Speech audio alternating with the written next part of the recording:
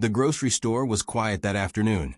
The only sounds the faint hum of the refrigeration units and the soft shuffle of shoes on the linoleum floor. Grace Hudson, the owner, was sorting through some produce when the bell over the door jingled. She glanced up, expecting another regular customer.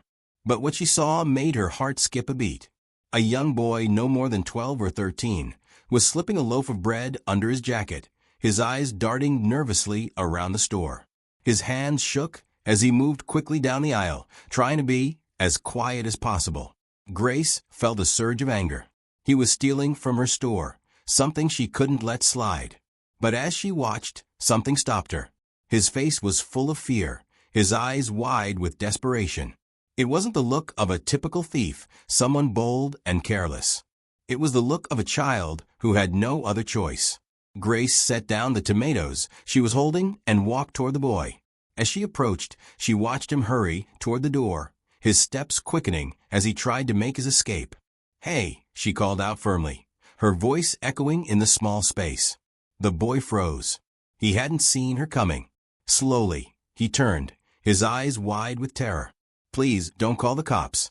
Please," he whispered, his voice cracking. "I just need it for my brother. He's hungry."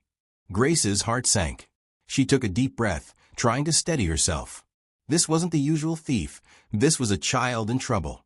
"Come here," she said, her voice softer now. She wasn't sure what to do next, but she knew she couldn't let him go without finding out what was really going on. The boy hesitated for a moment, then, with a defeated look, walked slowly toward her. Grace noticed how thin he was, how his clothes hung loosely on his frame, how the dirt on his face spoke of days without a proper wash. "I wasn't trying to hurt you," he said in a small voice. My little brother Malik, he hasn't eaten all day. He's sick, and we don't have much food left." Grace felt a sharp pang of sympathy. She looked at him more closely now. He couldn't have been much older than Aaliyah, a boy with the weight of the world on his shoulders. "Where do you live?" she asked gently, trying to keep her voice calm. "Not far," he mumbled, his eyes dropping to the floor. "An old house down the street. It's empty. We don't have much. We don't have anyone else." Grace's mind raced. She thought about what she knew of the neighborhood, the empty houses, the family struggling. But she had no idea that children like this boy, were living like this. She reached into her apron and pulled out a $5 bill, handing it to him. "Go buy some food for your brother. But I need you to tell me where you're staying," she said, her voice firm yet kind. The boy hesitated again, his eyes searching her face for any hint of judgment or anger. When he saw none, he nodded slowly. Okay. But you can't tell anyone. They'll take us away. Nobody's going to take you anywhere, kid. But I need to know where you're living." With that, he spoke. An old house on the corner of Elm and Fifth, a place that had been abandoned for as long as Grace could remember. It was a place where no one should be living, especially not children. The boy's name was Aaliyah, but he insisted on going by AJ, his initials. He was tough, trying to be the protector for his younger brother, Malik, who was only 6 and too weak to fight off any of the sickness that had come with their hunger. When AJ left, Grace stood frozen for a moment, the weight of what she had just learned sinking in. Her mind raced with questions. How had this happened? Why hadn't anyone noticed these children were living on the edge of survival? She couldn't get the image of AJ's desperate eyes out of her mind. Grace had always thought of herself as a woman who helped her community, donating food to food banks, offering free meals to those who couldn't pay. But this was different. This was personal. She didn't think twice before deciding to visit the house. She needed to see the situation with her own eyes. She needed to understand how bad it really was. When she arrived, she saw the rundown house at the corner of Elm and Fifth, just as AJ had said. It was covered in overgrown vines, its windows dark and empty. She hesitated for a moment, but the sight of the front door creaking open in the wind sent a chill through her. She stepped up the porch and knocked gently. After a few moments, AJ answered the door, looking up at her with a mix of caution and surprise. "You came," he whispered, his voice barely audible. "I had to see for myself," Grace said softly. "Can I come in?" AJ stepped aside, and Grace entered the house, taking in the sight of it. It was dark inside, the air musty. The walls were bare, the floor cracked and dirty. Grace could see the remnants of what might have once been a home: furniture that had long since fallen apart, discarded toys, and empty cans scattered across the floor. And in the corner, curled up on a blanket, was Malik. AJ looked at her with uncertainty, then at Malik, who was barely holding onto consciousness. He bit his lip, fighting back tears. "Please, please help us," he said, his voice breaking. Grace made a decision right then and there. She wasn't going to let them slip through her fingers. The road ahead wasn't easy. There were forms to fill out, visits from social workers, and hours spent explaining the situation over and over again. But through it all, Grace remained steady. She knew that AJ and Malik needed more than just a meal. They needed a family. The day the adoption papers were finalized, Grace felt a weight lift from her chest. AJ and Malik were officially hers, a part of her family now. She smiled as AJ looked up at her with a mixture of disbelief and gratitude. "Thank you," he whispered. The little boy was too thin, his face pale and flushed with fever. His big brown eyes stared up at Grace, confused and frightened. Timmy, a small, malnourished dog, lay beside him, licking the boy's hand. Grace knelt beside him, her heart breaking as she gently touched his forehead. He was burning with fever. "AJ," she said, turning to the older boy, "why didn't you come to me sooner?" I couldn't risk them taking Malik away. I just wanted him to have a safe place. A place where we could stay together." Grace's eyes softened. She knew now what she had to do. This wasn't just about food anymore. It was about protecting these children, giving them the safety and love they had been denied. "Listen to me," Grace said firmly. "I can help you. I can help both of you. But you have to trust me." Grace wiped away a tear, her heart full. "You're welcome, kid. You and Malik are home now. You're safe." And as she looked down at Malik, now recovering from his illness, she realized that this was the most important thing she had ever done. Her life and theirs had changed forever. The three of them walked out of the courthouse, hand in hand. A new chapter had begun, and no matter what the future held, they would face it together. AJ, Malik, and Grace, family. Years passed, and the small family that Grace Hudson had fought so hard to build grew in ways she hadn't even imagined. The quiet, empty house on the corner of Elm and Fifth was no longer a place of sorrow, but one filled with laughter, love, and a sense of belonging. Grace's days had become filled with the hustle and bustle of raising two children, both of whom had once been on the brink of despair, but were now full of life and hope.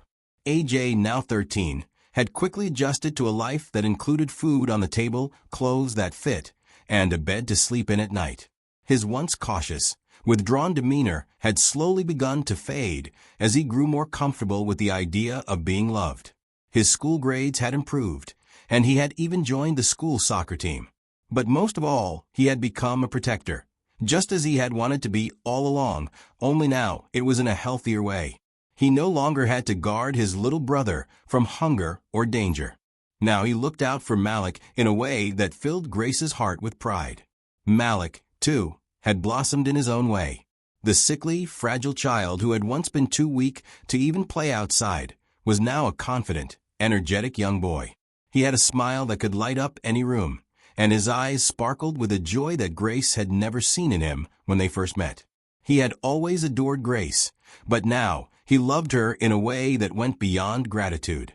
He loved her as a mother, someone who had given him the life he never thought he would have.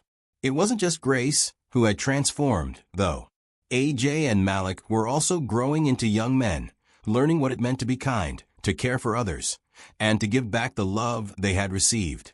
But Grace knew the day would come when they would have to face the world on their own. One warm afternoon, when both boys were finishing high school, Grace sat down with them at the kitchen table. She had made their favorite meal, fried chicken, mashed potatoes, and greens. And the table was filled with laughter as they recounted the silly things that had happened at school that day. But Grace could tell there was something different in the air. It was a feeling that she couldn't ignore, like something was about to change. AJ, Malik, she said, her voice calm but filled with the weight of years of love and sacrifice. "You both are growing up so fast. I'm proud of you, you know that, right? But I need you to understand something. Everything I've done for you, it's because I love you. And I know that you both will do amazing things in the world. You'll help others, just like you've helped me, in ways I never expected." The boys exchanged glances, their smiles fading into something deeper, something more reflective. They could tell their mother was about to say something important, something that would change everything. "You've both been through so much," Grace continued, her voice a little shaky now. "I'm proud of how far you've come. But the real test of love is showing it when the world needs it most. And you both are ready." AJ stood up first. He was taller now, almost as tall as Grace, but he still carried that same protective air around him. He walked over to her and knelt down beside her. "Mom," he said quietly, his voice full of emotion, "you've done so much for us. You gave us a home when we didn't even have a future. You gave us love when we had none. I can never repay you for what you did, but I'll spend my whole life trying. I promise." Grace felt the tears sting her eyes, but she smiled. She didn't need grand words. She had seen the kind of people her boys were becoming, and that was enough. Malik, who had been quietly watching the exchange, suddenly stood up and hugged Grace tightly. "I love you, Mom," he whispered. "I'll always remember what you did for me. You saved me. You saved both of us." And in that moment, the weight of years of hardship and sacrifice seemed to melt away. Grace held both her children in her arms, feeling the tears fall freely down her cheeks. She had given them everything she could, and they had turned into young men who understood what it meant to give back. That evening, after dinner, they all sat together in the living room. AJ stood up again, holding something in his hand, a small, neatly wrapped box. He handed it to Grace with a shy smile. "What's this?" she asked, her voice filled with curiosity. "Just something small," he said, his voice tight with emotion. "To show you how much we love you." Grace carefully opened the box to find a simple silver necklace with a small pendant in the shape of a heart. The engraving on the pendant read, "For the mother who gave us everything." Tears blurred her vision as she touched the necklace.